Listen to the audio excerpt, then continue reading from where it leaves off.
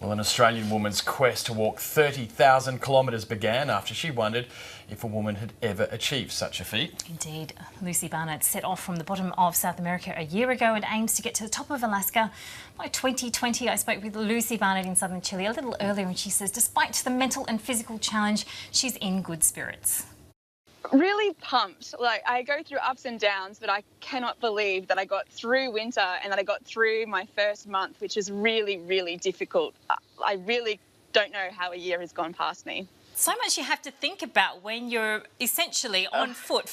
I think the plan is to reach the top of Alaska there in 2020. So there's a lot you've got to think about in that time, isn't there? There is so much, and the things that cause me the most grief are the things you would just never think would become a problem. So give us an example of that. Well, right now, or for the last 8 weeks, I've been dealing with my bank who were meant to send a replacement bank card for me, but they sent it to my Australian address, and then they'd have to cancel the card here to send me another one. And then I rang them yesterday and they're like, great news, we sent out your new card to Australia. Oh, yes, so it hasn't quite registered in their system yet that you're actually on the continent there in South America.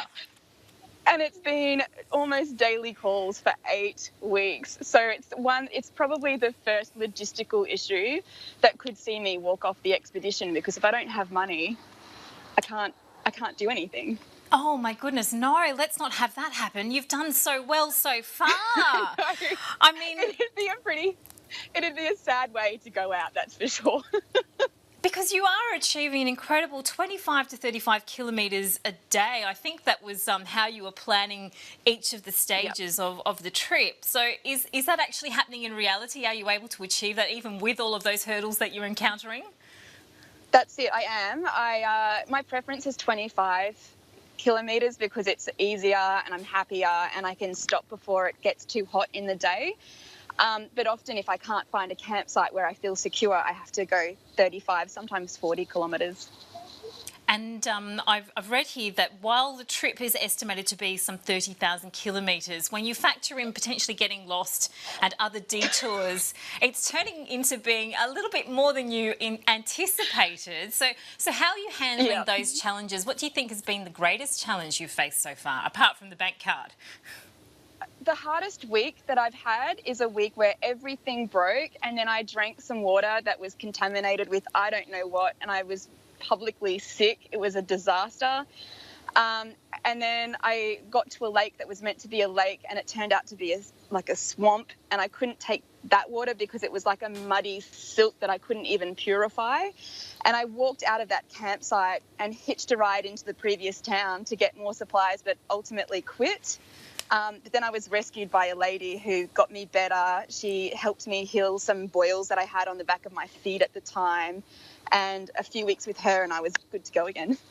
Oh, wow. There's no stopping you, it seems, Lucy Barnett. So just why did you decide to undertake this incredible adventure? Do you know, I'm not alone. About 4 people a year start this expedition, but they usually end up quitting within the first year. But what I found was that of all the people who attempt it, about 10 men have succeeded, but no women. So I was like, come on, one of us has to give it a go. So how do you manage to coordinate taking this time? Because we're talking some 3 or more years to undertake this. How do you manage to do that, as well as all the physical and the psychological strain that you have to undergo? With a lot of help. So before I left, I had 2 years of preparation where I saved up as much money as I could.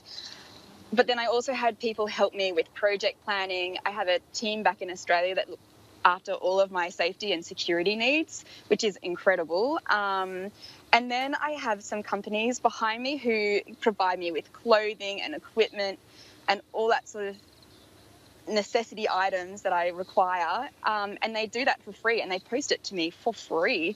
And without that, I wouldn't be here because I just don't have enough money to feed myself and keep replacing gear that breaks because I use it so much. Oh, it's wonderful to have that support. And what has it been like actually there? Because you're making your way up South America. What's been the reception like when people find you coming across them?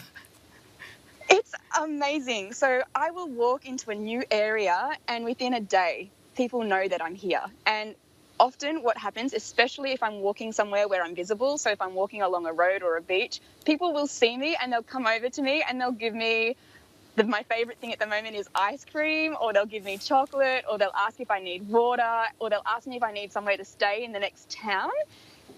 It's incredible. People just really want to see me succeed over here.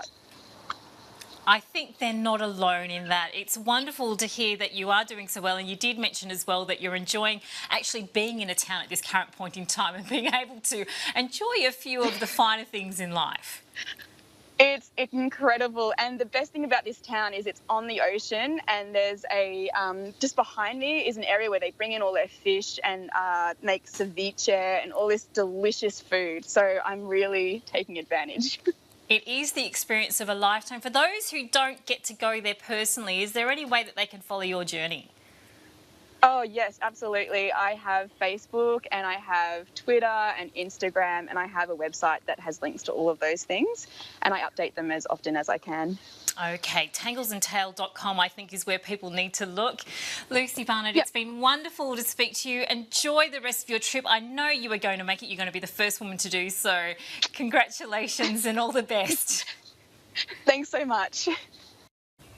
Next stop, the desert. It's inspirational Goodness stuff, gracious, isn't it? I know. I think she's just incredible, and I do wish her all the best. I mean, Yeah. but the desert is next, so good luck out there. Well, let's try and follow her on social media and make sure she I think gets it'll through be in one well piece. worth it. Absolutely. Okay.